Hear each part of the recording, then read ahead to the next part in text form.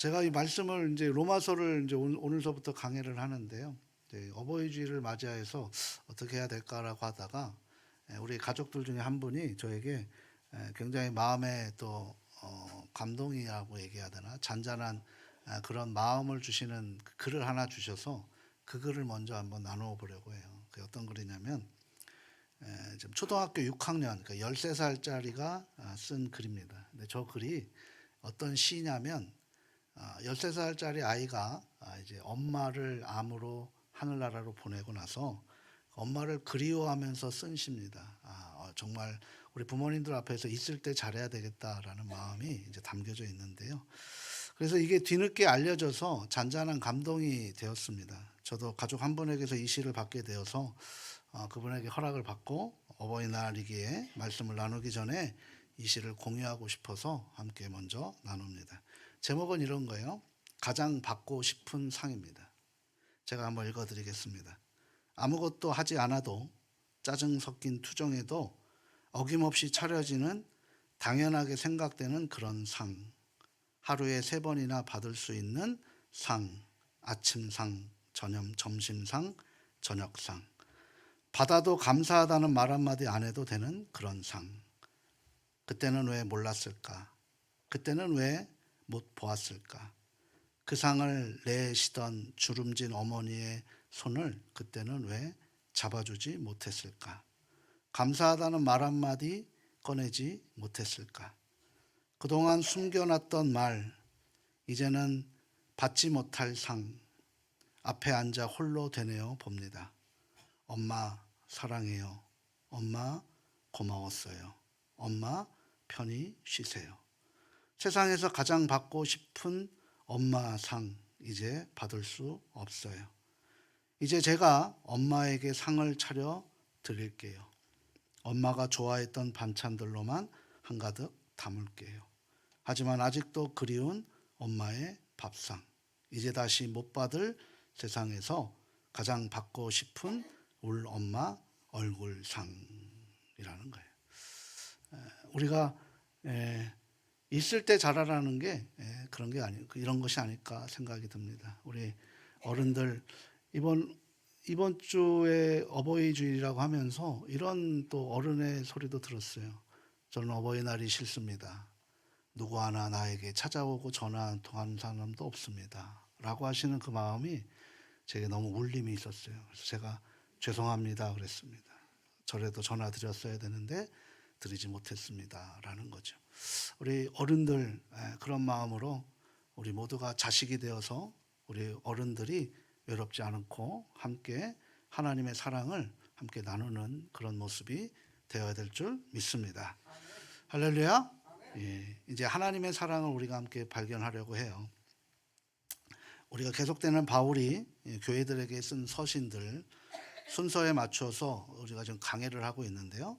우리가 지난주일까지 데살로니가 전서, 후서, 갈라디아서, 그다음에 고린도 전서와 후서 이렇게 5권의 서신을 함께 보았습니다. 이번 주일부터 바울이 이제 AD 예수님의 기원 후 58년경에 고린도에서 3개월간 썼던 그 6번째 편지인 로마서를 우리가 함께 또 나누려고 합니다.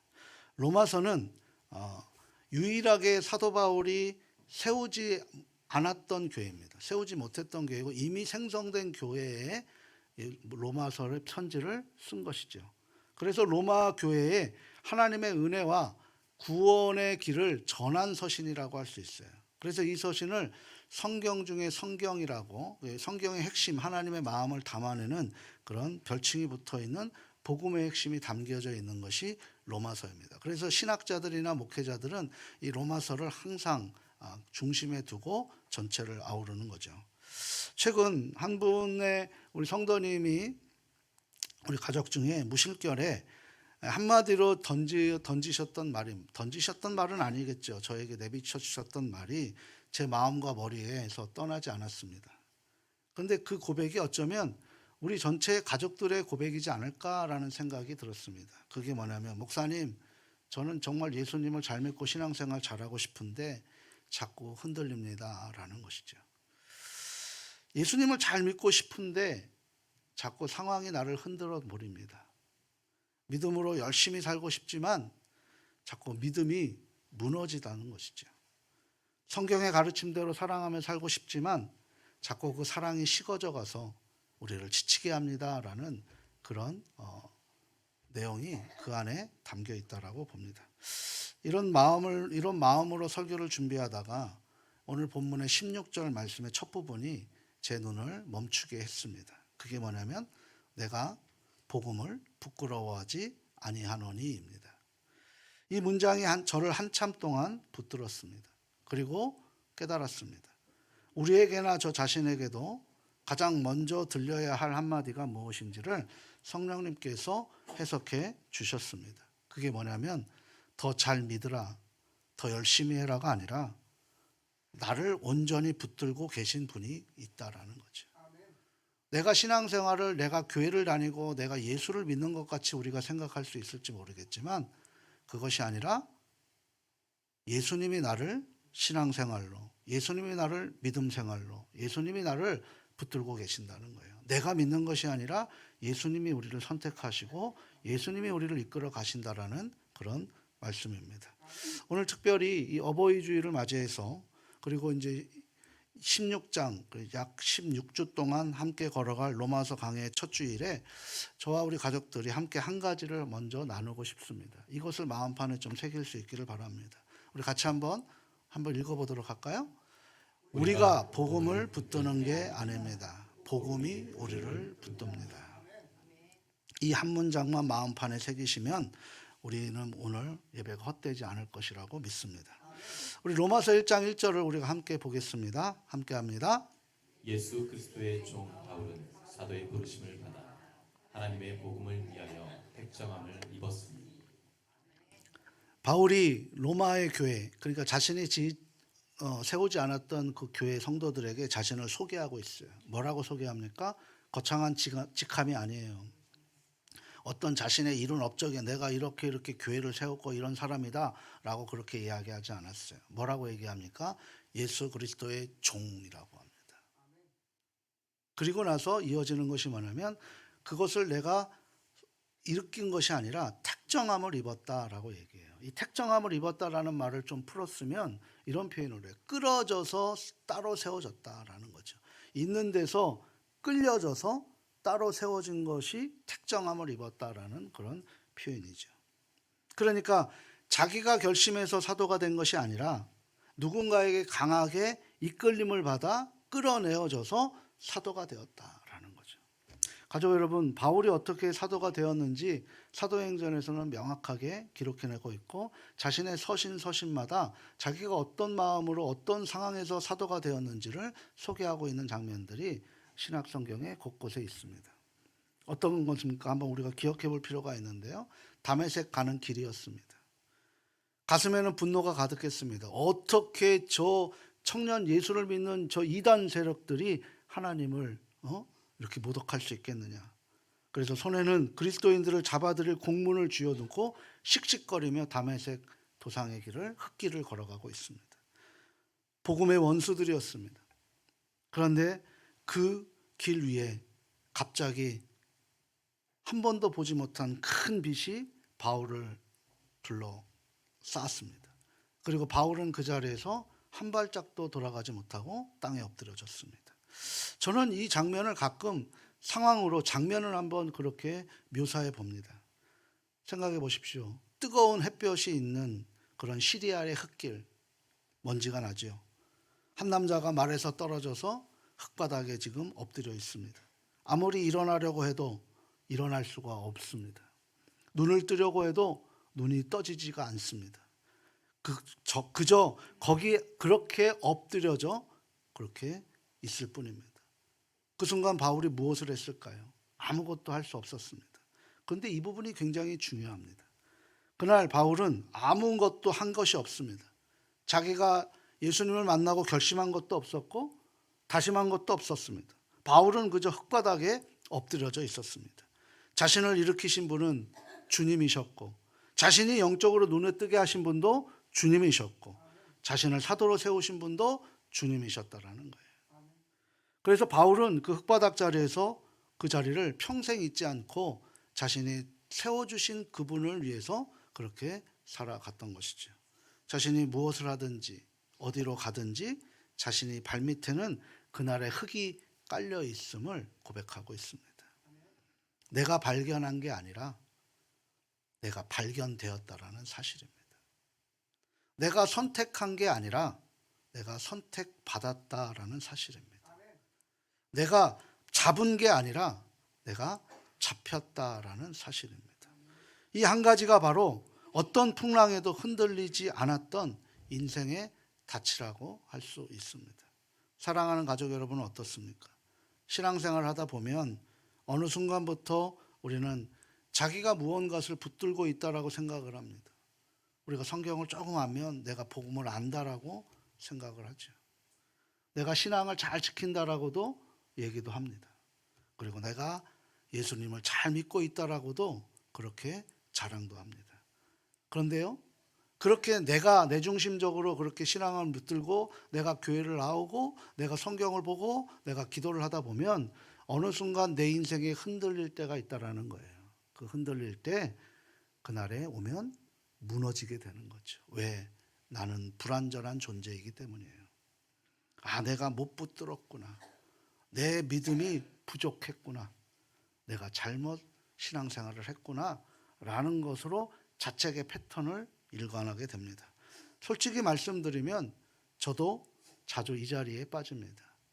내가 목회를 하고 내 계획대로 되지 않아서 낙심하고 내 생각에 따라주지 않아서 절망하고 있는 저의 모습을 자주 보게 됩니다. 그런데요, 바울이 보여주는 자리는 다른 자리였어요. 바울은 자기를 잡고 있는 사람이 아니라 주님께 잡혀 있는 사람으로 자신을 보게 된 것이죠. 저와 여러분들도 그런 마음으로 오늘 이 시간 주님 앞에 잡히신 은혜로 예배가 드려질 수 있기를 소망합니다. 자신의 신앙을 든든했던 것이 아니라 자신이 붙들고 있었던 것이 아니었다는 거죠. 내가 찬양으로 하나님을 영광 올려드리는 것이 아니라 하나님께서 나를 잡아주셔서 내가 찬양으로 하나님 앞에 감사를 드린다라는 거죠. 내가 헌신으로 하나님 앞에 감사를 드린다는 거죠. 내가 봉사로 하나님의 사랑을 나누게 된다라는 것이죠. 이것이 바로 주대심의 원리가 된다라는 거예요. 저는 이 대목을 묵상하면서 우리가 자녀를 처음 안았던 그날을 한번 되새겨 봅니다. 부모님이 되어 보신 분들은 다 알겠죠. 갓난아이를 처음 안게 되면 그 작은 손으로 부모의 손가락을 이렇게 꽉 쥡니다. 그 힘이 대단합니다. 근데 참 신기하죠. 근데 한번 생각해 보십시오. 그 아이가 아빠를 잡고 있는 것이라고 생각합니까? 그게 아니죠.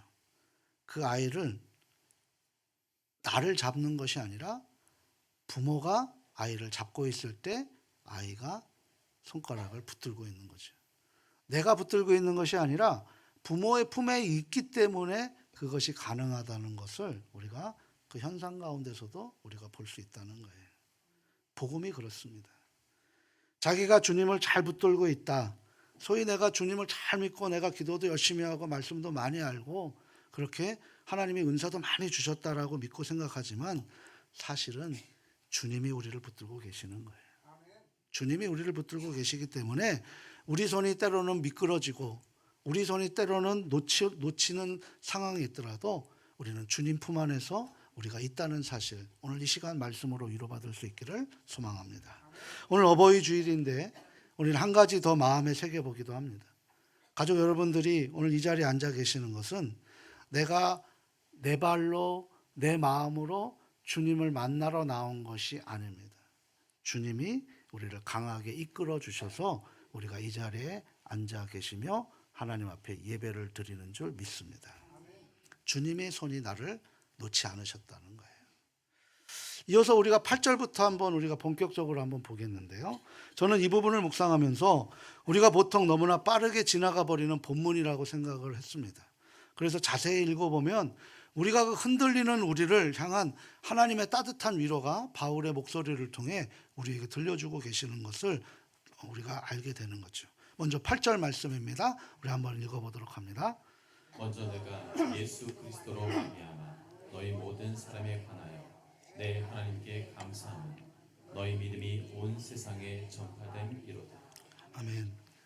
바울은 단 한 번도 만나본 적이 없는 로마 성도에게 따뜻한 감사를 지금 올리고 있는 거예요. 그걸로 시작을 합니다. 그리고 9절에서 보면 이런 표현을 해요. 항상 내 기도에 쉬지 않고 너희를 말하며 라는 거예요. 그건 뭡니까? 내가 한 번도 보지 못한 그 사람들을 위해서 내가 중보기도 하고 있다는 거죠. 여러분,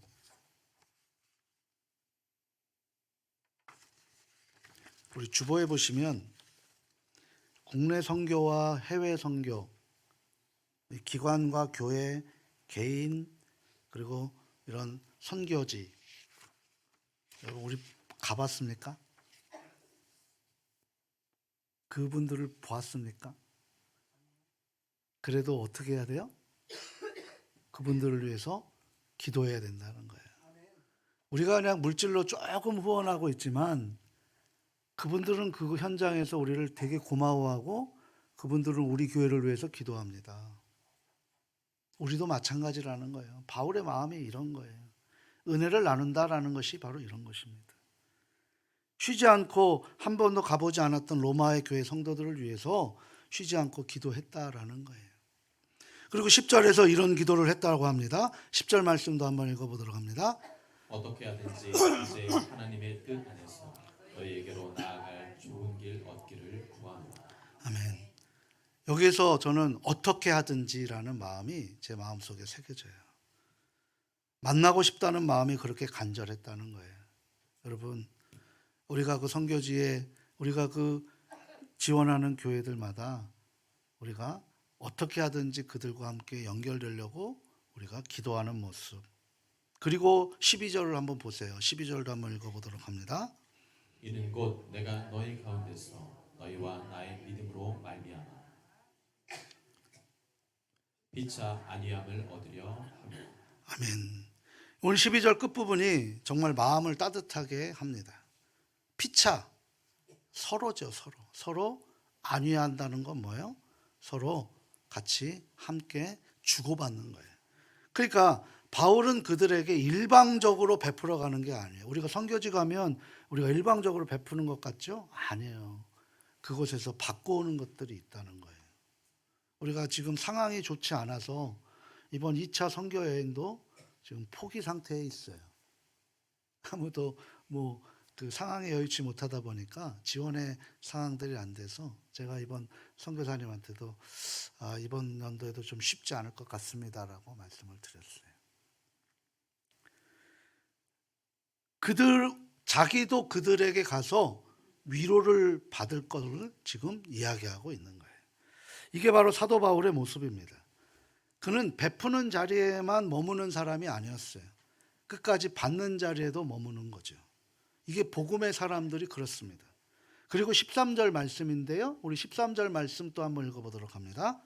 형제들아 내가 여러 번 너희에게 가고자 한 것을 너희가 모르기를 원하지 아니하노니 이는 너희 중에서도 다른 이방인 중에서와 같이 열매를 맺게 하려 함이로되 지금까지 길이 막혔도다. 아멘. 저는 이 한 절로 저는 위로가 되었습니다. 지금까지 길이 막혔도다라고 해요. 사도 바울도 그랬어요. 사도 바울도 하고 싶은 일이 있었고 하고 싶은 계획이 있었어요. 저는 이 말씀이 저에게 굉장히 위로가 되었습니다. 그도 가고 싶은 일이 있었는데 길이 막혀서 못 가게 되었고 하고 싶은 일이 있었는데 그 기도가 응답이 되지 않았고 미루어졌고 계획하는 일이 자꾸 막히는 그런 시간을 통과했다라는 것을 오늘 성경은 말씀해주고 있습니다.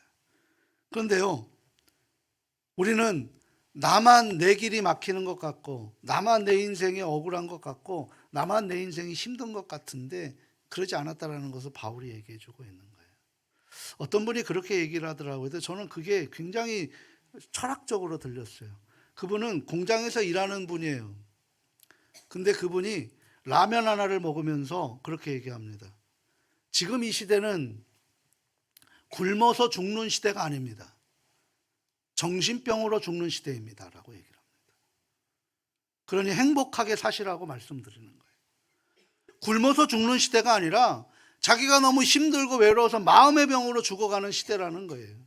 그래서 우리 주변에서 한 사람 한 사람들이 다 그런 마음을 함께 나누는 그런 시대가 되어야 되는 것이고, 자기도 노력을 해서 그곳에서 나오려고 몸부림치는 모습이 있어야 되는 거예요. 이게 은혜를 나누는 것이라고 저는 믿습니다. 그런데요, 우리가 막힌 길 위에만 있는 게 아니라 사도 바울도 그랬다는 것이 위로가 되는 거죠. 이 모든 시간에도 하나님이 일하고 계신다는 것을 바울이 막힌 길을 우리에게 가르쳐 주고 있습니다. 바울은 결국에 생애 마지막에 그렇게 기도했던 로마에 가서 자기의 생을 마감하게 됩니다. 자유의 몸이 아니라 죄수의 몸으로 로마에 가게 되는 거예요. 결국 자기가 계획한 길로 가는 것이 아니라 하나님이 정해놓으신 길로 가게 되는데, 그 길이 결국은 가장 아름답고 가장 선한 길이라는 사실을 우리에게 보여주고 있는 것이죠. 우리 인생에도 막힌 길이 있나요? 오늘 저는 이 본문의 가족들에게 한마디를 하고 싶습니다. 막혀도 괜찮습니다. 주님이 붙들고 계십니다.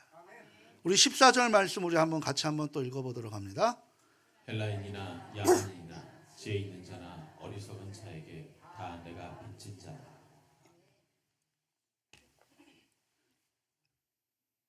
바울은 자신을 빚진 자라고 표현을 합니다. 이상하게 한번 생각해 보십시오. 보통 빚진 자라는 건 뭐예요? 빚진 자라는 것. 빚진 자라는 것은 빚을 갚아야 하는 사람의 모습인 거죠. 바울은 한 번도 만난 적 없는 그런 사람들에게 자기가 빚진 자라고 표현을 하고 있는 거예요. 그것도 바울이 받은 그 복음이 왜 이 자기를 빚진 자라고 표현했냐면, 주님이 나에게 찾아와 주셔서 나를 택정함을 잊게 하신 것은 내가 천국 가기 위해서, 나만을 천국 보내기 위해서 하나님께서 일방적인 개인적인 그런 구원의 여정이 아니라는 사실은 바울이 알게 하셨다는 거예요. 그래서 바울은 그 복음의 빛을 받들고 있는 것이 다메섹 조상의 흙길에서 바로 자신의 일으키는 그 빛이 자신에게만 비추어 주신 빛이 아니라, 그 빛이 뭐라는 거예요? 나를 통해서 모든 사람에게 그 빛을 전해야 되는, 그래서 그 모든 사람들을 보게 됐을 때 빚진 자라고 표현하는 거예요. 내가 그 사람들에게 빚졌다. 빚진다라는 게 뭐예요? 반드시 갚아야 한다라는 거예요. 복음을 전해야 되는 빚을 졌다라고, 그렇게 우리 예수님의 그 사랑을 이야기하고 있는 거예요. 저는 이번 행복 나눔 축제가 이런 마음이 됐으면 좋겠습니다. 우리가 하는 행사에 그래서 우리가 주인이 되어서 그 사람들에게 우리가 무엇을 이렇게 나눠주는 역할이 아니라, 우리가 복음의 빚진 자가 되어서 그 빛을 통해서 그곳에 오시는 분들에게 복음의 사랑의 빛을 나눠주는, 그래서 그 빛을 통해서 하나님의 사랑이 승화되는 그런 아름답고 복된 하나님께서 허락하신 계획의 축제로 만들어질 수 있기를 소망합니다. 그때 기쁨이 넘치는 거죠. 저는 이 대목에서 어버이 주일과 한 번 더 마주칩니다. 부모님의 은혜는 갚을 수 없다라고 우리가 표현을 합니다. 정말 그렇죠. 이것은 단순한 수사적 표현이 아닙니다.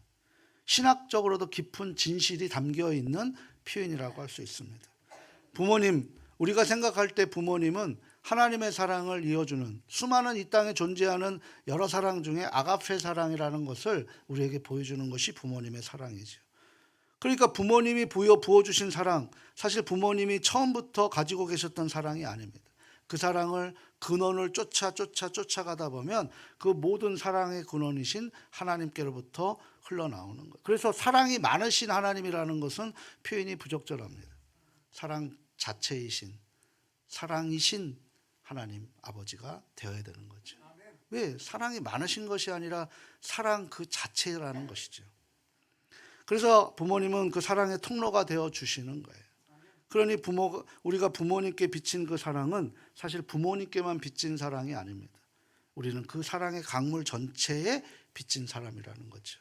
그래서 저는 저를 태어나게 하시고 저를 길러주신 부모님만 부모님이 아니라, 오늘 이 자리에서 하나님께서 맺어주신 우리 모든 어른들이 제 부모님이 되는 것이고, 하나님 품에 가실 때까지 자식의 역할을 잘 감당할 수 있도록. 그런데 여전히 제 마음에서는 불효자 같은 마음입니다. 오늘도 힘든 어른들이 계시고 힘든 아버지 어머니들이 계시는데 바쁘다는 핑계로 아무것도 하지 못했던 저의 모습, 이 자리에서 다시 한번 용서를 구하고 싶습니다. 이 모습의 모든 것들이 다 복음을 통해서 하나님께서 사랑으로 심어주신 거예요. 흐르라고 주신 복음입니다. 흐르라고. 그래서 복음을 받은 사람은 받는 그 순간 모든 사람에게 복음에 비친 삶을 살아가야 되는 거예요. 부담을 지지 마십시오. 그러나 영광을 지십시오. 받은 사람만이 흘려보낼 수 있다는 거예요. 저와 여러분이 흐르라는 것이 바로 그런 모습을 흐르라고 얘기하는 거죠. 자, 이제 본문의 심장을 보겠습니다. 16절 말씀 우리 함께 읽어보도록 하겠습니다. 내가 복음을 부끄러워하지 아니하노니 이 복음은 모든 믿는 자에게 구원을 주시는 하나님의 능력이 됨이라. 아멘. 앞서 말씀드렸던 것처럼 내가 부끄러워하지 아니하노니라는 거죠. 부끄러워하지 아니하노니. 뭘 부끄러워하지 않은 거예요? 복음을 전하는 것을 부끄러워하지 않으노니. 근데 이 말이 왜 그렇게 무겁게 다가오는지 모르겠습니다. 사랑하는 가족 여러분, 우리 인생에도 참 부끄러운 순간들이 참 많을 것입니다. 저도 목회를 하면서 사람의 자랑이 얼마나 빨리 부끄러움으로 변하는지를 자주 경험하게 되고 보게 됩니다. 솔직히 말씀드리면 저도 그 부끄러운 사람 중에 한 사람입니다. 그런데 바울은 단호합니다. 다른 것 다 부끄러워도 단 한 가지만큼은 내가 절대 부끄러워하지 않는다라고 표현을 하고 있습니다. 그게 뭘까요? 복음입니다.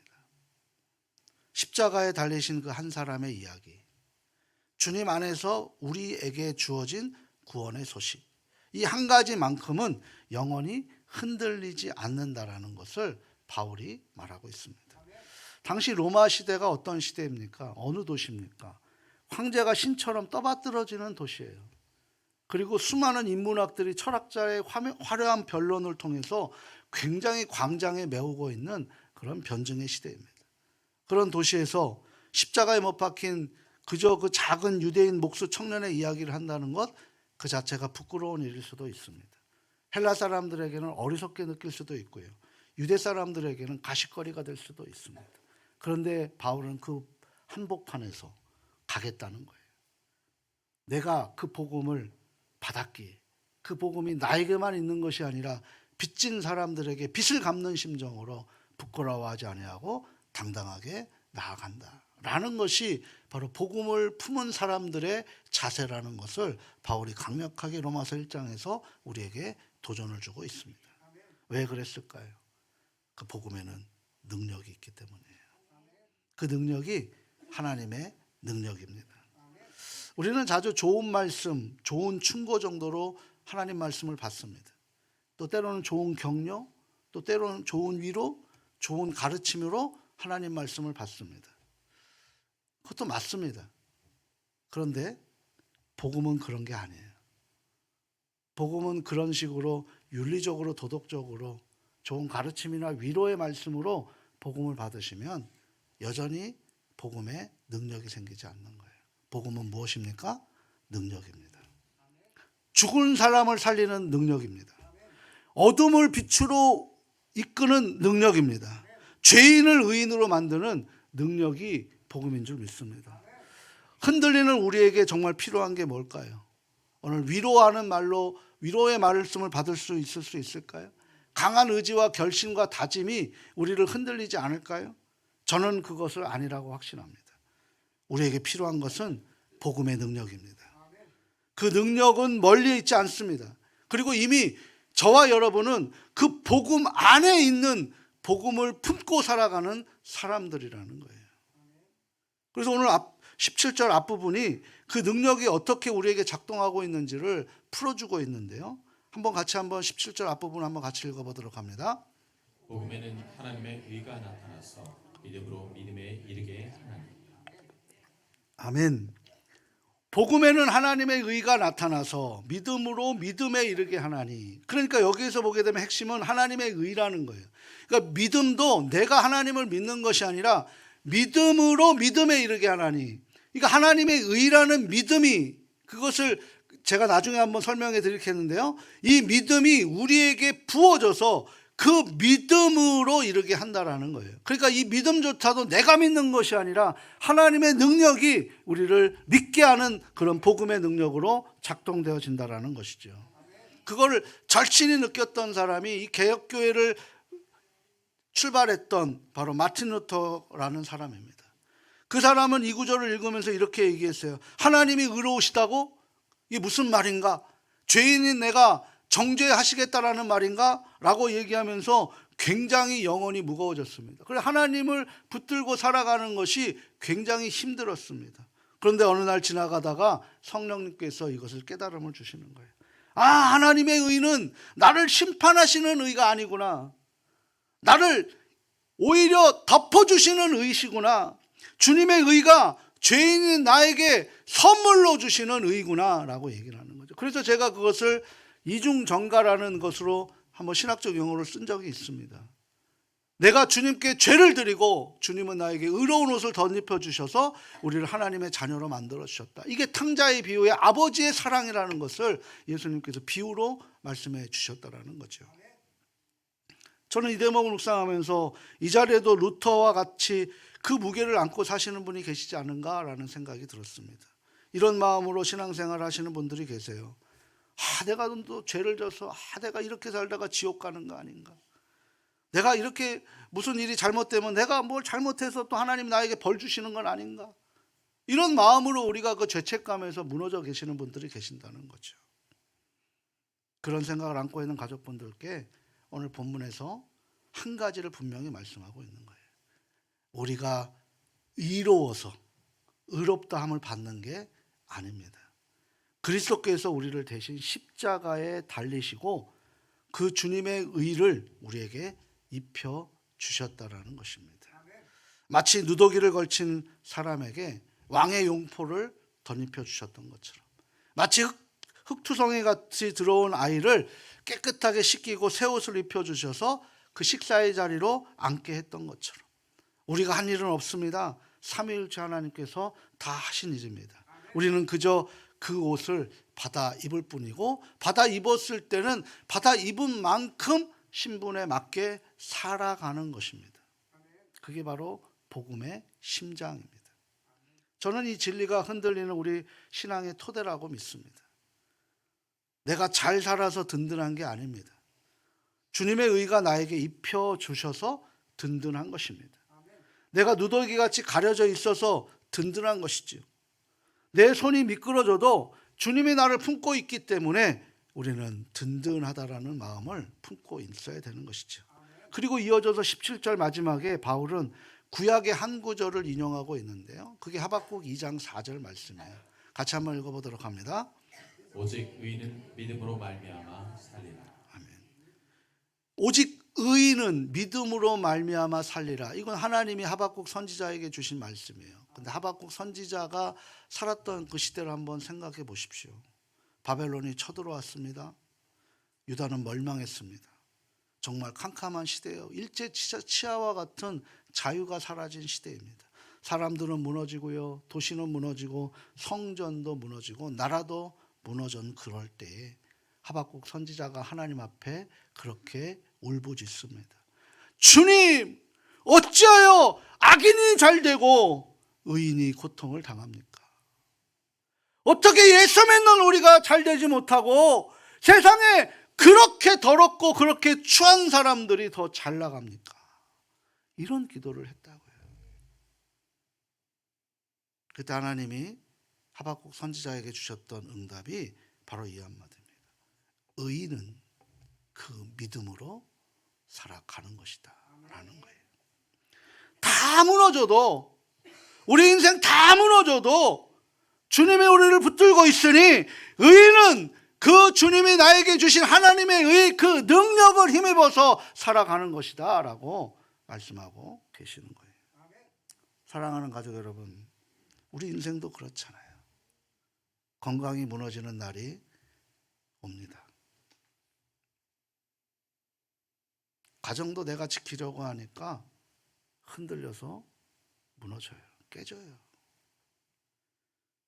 직장에서 어느 순간 청천벽력과 같은 이야기가 나옵니다. 하시는 사업도 잘 되다가도 어느 순간에 코너로 몰려서 고될 때도 있습니다. 평생 쌓아올린 것이 한순간에 사라지는 경험 저도 해봤습니다. 그때 우리가 살게 하는 것이 무엇일까? 내 노력일까? 솔직히 노력해서 안 되는 일이 더 많다는 것 우리가 인정되잖아요. 우리의 도덕성, 윤리성일까요? 그거 하나 보면 우리는 때로 그 유혹에 하루에도 몇 번씩 무너집니다. 우리의 신앙의 열심입니까? 그래, 그 신앙의 열심이 항상 상승곡성만 있지 않아요. 그렇다면 우리가 무엇을 우리로 하게 살게 하십니까? 저는 이 질문 앞에 한참을 머물렀습니다. 오늘 본문이 답을 주는데요. 그게 뭐냐면 주님이 나를 붙들고 계시다는 그 한 가지가 우리를 살게 합니다. 우리 다시 한번 같이 한번 읽어보도록 할까요? 주님이 나를 붙들고 계시다는 그 한 가지가 우리를 살게 합니다. 주님의 의가 나에게 입혀졌다는 그 한 가지가 모든 흔들림 가운데서도 우리를 떨어지지 않게 합니다. 그저 그것을 믿음으로 받을 뿐입니다. 흔들리는 게 잘못이 아닙니다. 우리는 흔들리며 살아가는 거예요. 다만 우리가 흔들리지 않는 이유는 주님의 닻이 우리를 붙들고 계시다라는 사실이죠. 이게 오늘 우리에게 마음에 새겨야 할 한 가지예요. 내가 붙드는 게 아니라 복음이 나를 붙든다입니다. 오늘 이 어버이 주일을 맞이하면서 저는 오늘 본문을 묵상하면서 오늘 어버이 주일과 참 묘하게 어울린다라는 생각을 성령께서 저에게 주셨습니다. 생각해 보십시오. 부모님의 사랑이 정말 부모다워지는 순간이 언제입니까? 자녀가 참 말도 안 듣고 그 사랑 안아주지 않을 때 아닙니까? 자녀가 그 사랑을 거부하고 멀어지고 멀리 떠났을 때 그래도 부모는 그 자녀를 사랑합니다. 잠을 이루지 못하고 그 자녀를 위해 기도합니다. 자녀가 돌아올 때까지 그 자리에서 묵묵히 기다리는 것이 부모님의 사랑입니다. 그리고 그 사랑이 비록 흠이 있을지라도 하나님 아버지의 사랑을 가장 가까이 비추는 거울이 바로 부모의 사랑이시죠. 우리가 하나님께 등을 돌렸을 때에도 하나님 우리를 절대 포기하지 않으셨다라는 거예요. 우리가 주님을 외면할 때에도 주님의 사랑은 절대 식지 않았다라는 것입니다. 우리가 죄 가운데 죽어 있을 때에도 하나님은 자신 스스로를 우리에게 보내셨다는 거죠. 다메섹 도상의 흙바닥에서 한 사람을 만난 그 사랑이 바로 그 크신 하나님의 사랑인 줄 믿습니다. 그런데 저는 오늘 여기에다 한 가지를 좀 덧붙여서 부연하고 싶습니다. 이 자리에 부모님으로 인해 깊은 상처를 안고 계시는 분들도 계십니다. 부모님의 사랑이 어떤 건지 한 번도 충분히 받아보지 못한 분들도 계십니다.